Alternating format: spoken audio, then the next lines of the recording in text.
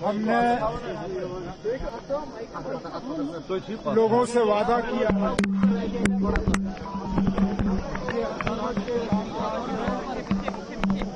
एक तेजी लाई जाएगी, लोगों के साथ जो हमने वादे किए हैं उन वादों को पूरा किया जाएगा।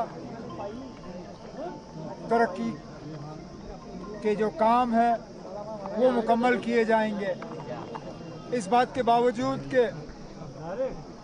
हालात ने हमें बहुत हद तक परेशान किया है।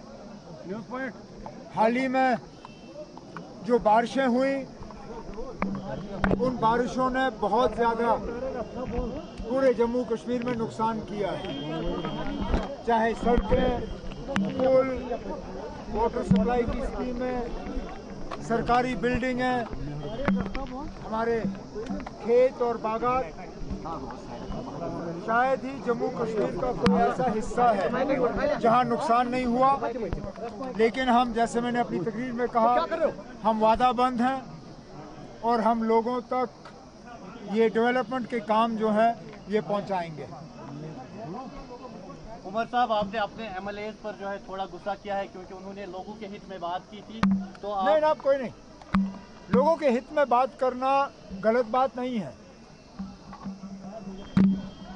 जहां नई डिमांडें रखी जाती हैं वहां पे जो फिलहाल अभी तक हुआ है उसका भी जिक्र किया जाना चाहिए, क्योंकि अगर ये नहीं करेंगे तो कौन करेगा। आखिरकार ये हुकूमत इन्हीं से बनी है, हम इन्हीं के नुमाइंदे हैं।